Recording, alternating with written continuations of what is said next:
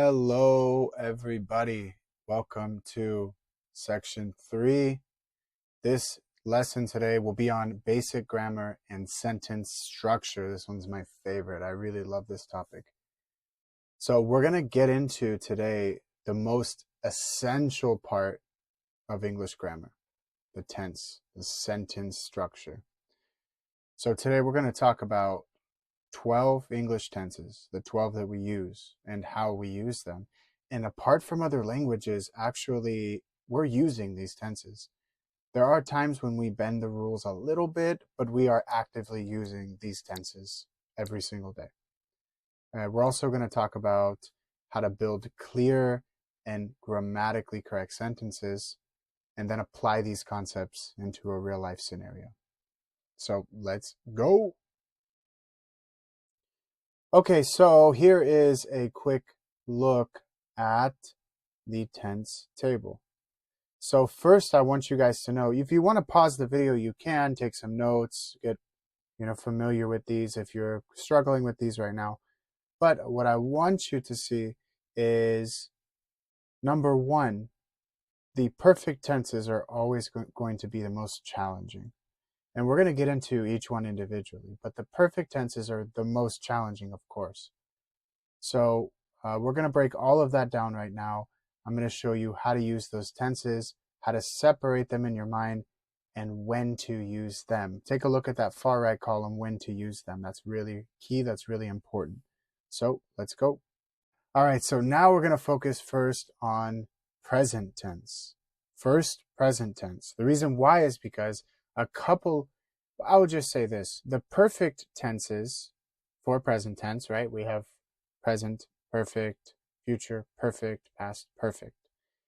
For the perfect tenses, these are pretty unique to present. The future and the past, those tenses, they kind of have similarities. So we want to make those independent from the perfect tenses in the present. So take a look at this table. We're first going to start off with present simple. Present behaves in a very unique way individually. So we're going to start off with present simple, and I'm going to give you a few key ideas on how to use that. Let's make an example sentence. I live in New York. I live in New York. Okay? And so these are for, present simple is used for habits, general truth, or facts about fixed schedules.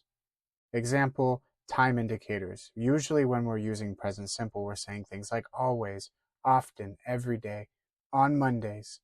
These things are fixed schedules. These things are general truths, right? So let's go into a couple example sentences. I live in New York. This is where I live all the time, always. I live here. I live in New York. Now a fact, the sun rises in the east. Rises. We use rises and not rise because the pronoun for this verb rise in this case is it. It rises, so the sun rises in the east. Fixed schedule. The train leaves at 6 p.m. That's it. The train leaves at 6 p.m. It's a fixed schedule. It's a fact. That's what happens. So to finish off this section of present simple, I want to talk a little bit about sentence structure. So there's a few different ways to form a sentence with this tense. First one is positive, subject plus the base verb, to walk, for example, plus the object. She walks to work. Negative, subject plus do not, does not, plus base verb. He does not like coffee. Right? Question, do, does, plus subject plus base verb. Example, do you play soccer? Yeah? All right, so now we're going to jump into just some example sentences before we move on of each type of present simple sentence. So let's talk about the habits first. I drink coffee every morning. She goes jogging on weekends. They watch TV before bed. We eat dinner at 7 p.m. every night. Again, there you go, every day, every night. He always checks his email after breakfast. Some general truths. Water boils at 100 degrees Celsius. The Earth orbits the sun. Birds fly in the sky. Ice melts when it gets warm. The moon reflects sunlight. Let's talk about some facts. New York is in the United States. Elephants are the largest land animal. The Amazon is the longest river in South America. English is an international language. The human body has 206 bones. I didn't know that. That's great. Fixed schedules. The train leaves at 6 p.m. My flight departs at 8:30 a.m. The store opens at 9 o'clock every day. The meeting starts at 10 a.m. sharp. I like that, 10 a.m. sharp. School ends at 3 p.m. Preferences. I love pizza. She prefers tea over coffee. We like spending time at the beach. He hates waking up early. They enjoy watching movies on Sundays. Okay, so now we're going to talk about present continuous tense. Present continuous.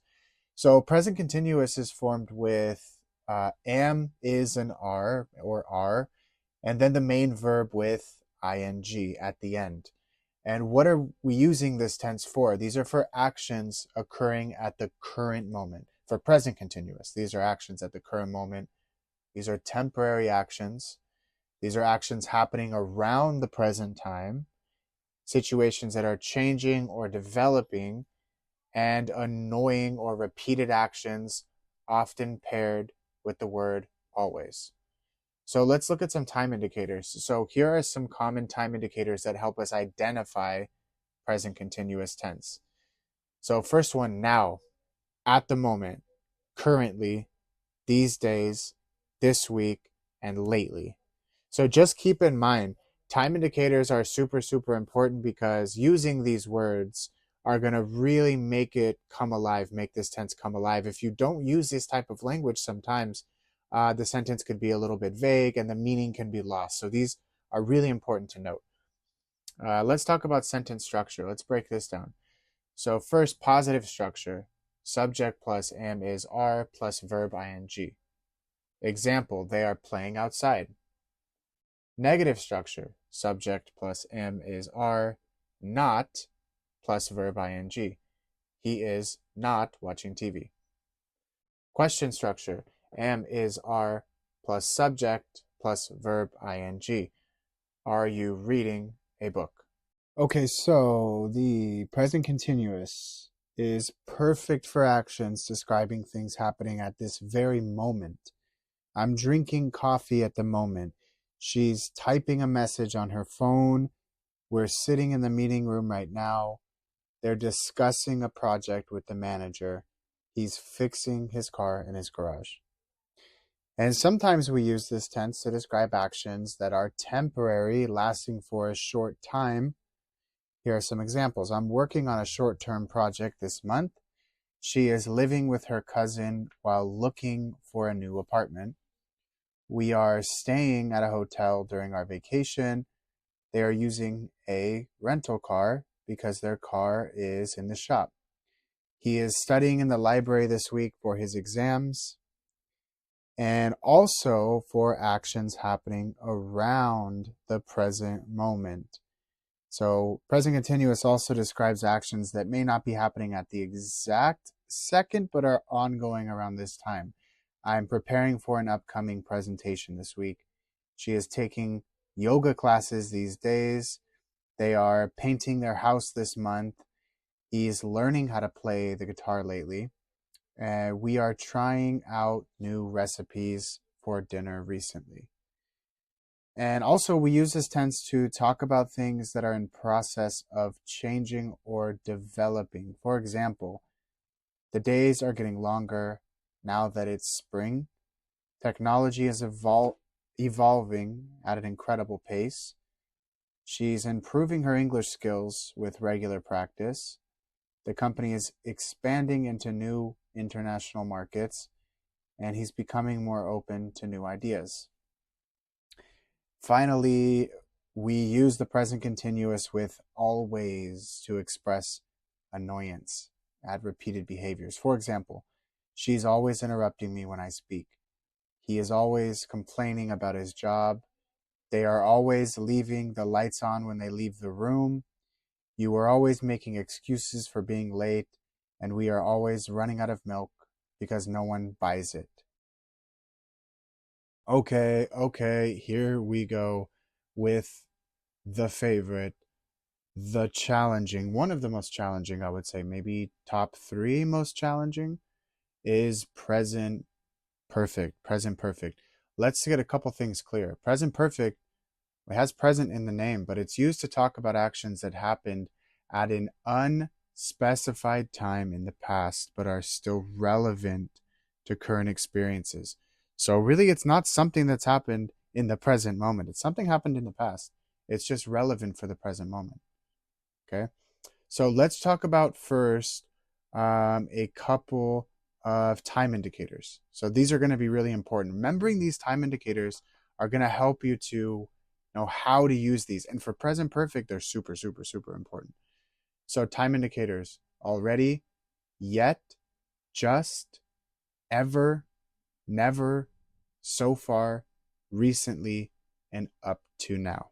So these are some really important indicators that you can use. You can put on the end to basically tie in to make your meaning more clear for present perfect, to make it work.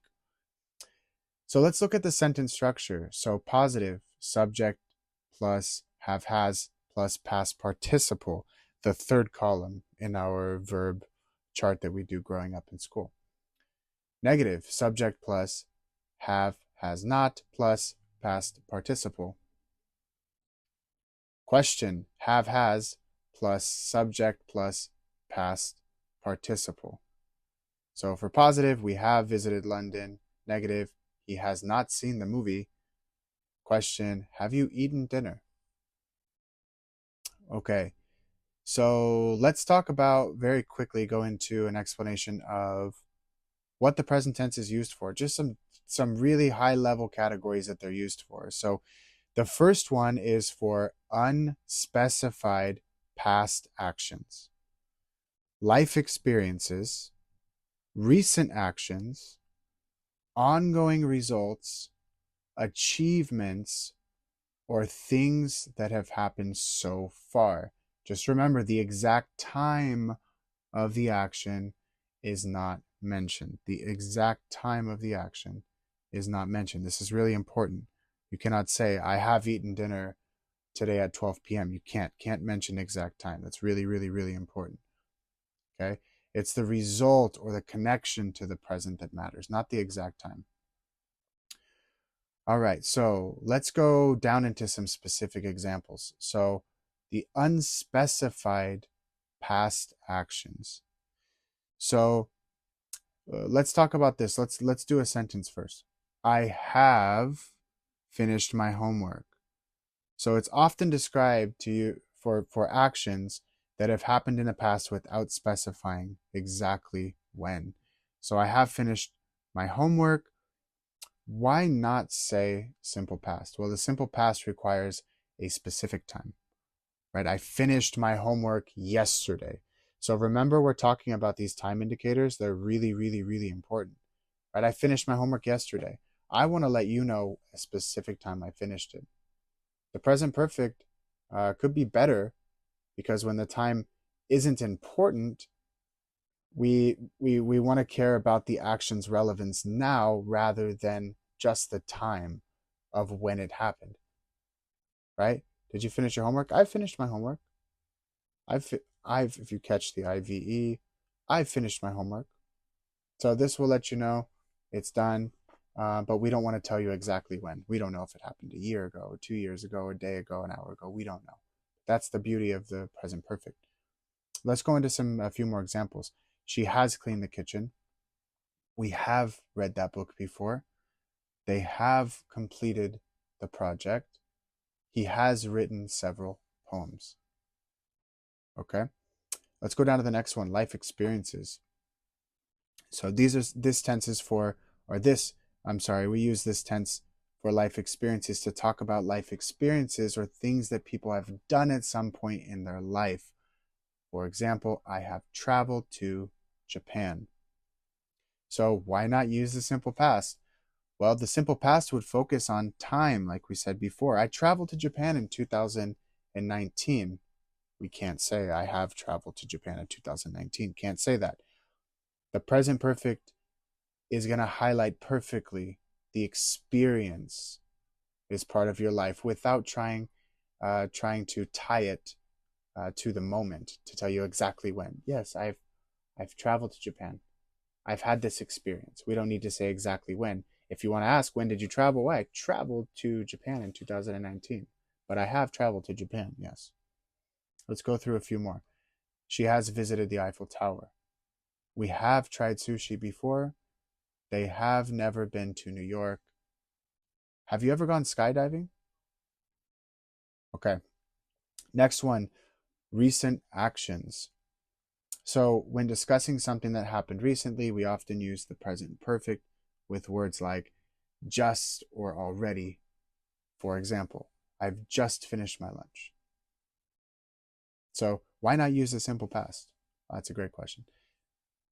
If we use a simple past, this would remove the connection to now, saying, I just finished my lunch. In the present perfect, we emphasize the immediacy of the results. Like for example, I'm still full. Yeah, I've just finished my lunch. This really gives you this the essence of the immediacy of it. It emphasizes this really well. Make sense? Let's go through a couple more examples. She's already left for the meeting. We have recently updated the website. They have just started the new project. Have you already checked your email? Okay, let's go on to the next one. Ongoing results. So the present perfect is perfect for describing actions with results that are still relevant now. For example, I have lost my keys, so I can't open the door. So the simple past would focus only on the action, I lost my keys. Right? It's colloquially, you might hear someone say, oh, I lost my keys, I can't open the door. That's okay. But the present perfect adds the result, right? Connecting the past to its impact now. I can't open the door. Yeah, I've lost my keys. I can't open the door. And sometimes we use it more dramatically. I have lost my keys 10 times this week, and now I can't open the door again. Does that make sense? She has broken her phone, and now it's not working. We have organized the event, and everything is ready. They have made plans to travel next month. Have you completed the report yet? Now, I want to focus on something very quickly. We actually are not using this tense every single time in the ongoing results. It isn't supernatural to always say, have you completed the report yet? It's a mouthful. We don't always use it this way. Did you complete the report yet? You might hear someone say this. It's common that somebody might just do this and eliminate this one. So I would say for the ongoing results one, this one is not the best example of an everyday one that we use. But if you want to be perfect and you want to exercise or flex your English, your present perfect, you can do it there. But I would say that one's not the most important one. Okay. Achievement. We use this tense to highlight achievements or milestones. I've passed my driving test. Now, the simple past would frame the achievement as purely historical without showing its significance to now. I've passed my driving test celebrates the result that still matters. So now I can drive. Right? I've passed my driving test. Now I can drive. Yeah, and we usually say it. If you're going to say have, full word have, you're going to say it with a little bit of, I've passed my driving test. Now I can drive. She has graduated from college. We have launched a new product. They've won several awards. They have won several awards. They've won several awards. Have you achieved your goals this year? Yeah, but it's a really, really common question type. We use this for questions. Okay. Next one, things that have happened so far. So when discussing progress or things that have occurred up to now, the present perfect is very efficient. I've read 3 chapters of the book so far. Why not use simple past? Great question.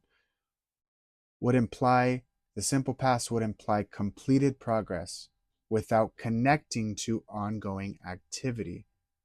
I've read 3 chapters so far, shows that more reading is expected. Yeah, I read 3 chapters. Means you're done, right? I've read 3 chapters so far. I'm still reading, it's still happening, it's still ongoing, it's nice. Means it's completed, but it's still happening, kind of. It's still kind of in progress. It's gonna happen. She's completed 2 courses this semester. We've raised $10,000 for charity. They visited 5 countries on their trip. Now notice it kind of sounds like I say, if I say they have visited, they visited. Kind of sounds like I said they visited, but they've visited. So just make sure, you can do it really softly, but make sure you make that they've visited. How many tasks have you completed today? And it's really great for the question form for this one. Really, really great. So let's go, last piece, let's go over some common mistakes to avoid. So first, mixing up the present perfect with the past simple. Incorrect. I have finished my homework yesterday. No. I finished my homework yesterday. Don't use time this way. Don't add that time in there specifically. It's not going to work. Forgetting the past participle form with the regular verbs. Incorrect. She has went to the store. No, she has gone to the store. Next, using exact time phrases like yesterday or last week with the present perfect. Incorrect. We have visited Paris last year. No, we visited Paris last year, because the focus in the sentence is last year. You're trying to say the time. Right? If we want to use present perfect, we want to focus on the experience, not the time. Okay, and finally we're going to get into present perfect continuous. Present perfect continuous is used to talk about actions that started in the past and continue up to now, often with a focus on the duration. Let's look at some example time indicators. For, since, all day, lately, recently. Okay, so explanation. So first, there's 2 different ways, or main ways, I guess you could say, to use this tense. So first one is an action with duration. Like this, I have been learning English for 2 years. So the learning started 2 years ago and continues to now. Then action had started sometime in the past and is still continuing to now, and it's emphasizing the duration of the activity, the duration.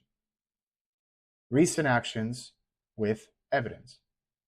She has been crying, or she's been crying. You can tell because her eyes are red. Okay. Recent actions with visible or tangible evidence of their occurrence. I'm going to show you why here soon, how to use, or why to use the present perfect continuous versus regular present, for example, regular present perfect, or just continuous tense in general. So let's look at the sentence structure for positive. Subject plus have has been plus verb ing. Example, they've been working hard. Negative, subject plus have has not been plus verb ing. Example, he has not been feeling well. Question, have has plus subject plus been plus verb ing. Have you been studying? All right, so let's jump in. First one, we're going to go over some specific examples with different types of sentences again. So this first one is an action with duration. Okay, so this tense is going to emphasize the duration of the activity that began in the past and continues into the present. Yeah? Like before, we were talking about something happened in the past. We didn't know really specifically when it happened in the past, and it kind of affects now. We're talking about it, and it affects now. This one is the activity began in the past and kind of continues into the present. It's continuous. So I've been learning English for 2 years. Yeah, the learning started 2 years ago and is still happening. Why not present perfect? The present perfect, I have learned English, focuses on the result.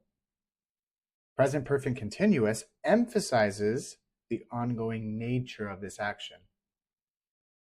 Okay, so we want to emphasize these things because using the continuous tense paints this very beautiful picture. It's a very colorful way to talk, and speaking English, we really love this tense, this continuous tense in general. Let's go over a few more examples. She has been working here since 2018. We have been waiting for the bus for 30 minutes. I'm still waiting for the bus. We have been waiting. He has been studying all day. Okay, next one. We're going to talk about recent actions with evidence. So this is going to highlight an action that may have recently stopped but left evidence or effects. So she has been crying. She's been crying. You can tell because her eyes are red. So why not use past continuous? So past continuous, she was crying, places the action entirely in the past. So the present perfect continuous connects it to the present with evidence. So he has been running, right? He's been running. He's out of breath. They've been painting the room. There's paint on their clothes. And someone's been eating my cookies. There's crumbs on the table. So now let's talk about some common mistakes to avoid. The first one is mixing with present perfect. So incorrect. She has worked here since 2018. Correct. She's been working here since 2018. Using wrong verb form. Incorrect. I have been to running for an hour. Correct. I have been running for an hour. And just be careful. After the word to, T-O, to, you always use an infinitive verb after this one. Forgetting the connection to present. Incorrect. She was crying. Past continuous. Correct. She has been crying. Okay, now I just want to talk about a few final things before we end. Just few key situations to understand the present perfect continuous. So let's talk about work and study. I've been working on this project or this report since May. He has been studying for his exam all morning. Some daily activities. She has been cleaning the house for hours. We've been cooking dinner since 5 p.m. Fitness and physical activities. I've been running for 30 minutes. They have been practicing yoga lately. Hobbies and leisure. He has been painting landscapes since last month. I've been reading a lot of mystery novels lately. All right, guys, thank you so much. This is section 3, the end of section 3, part 1. Originally, I was going to do one video for all of these tenses. However, as I started to make the video, I realized how important it is to take your time with each individual tense. I hope this helped.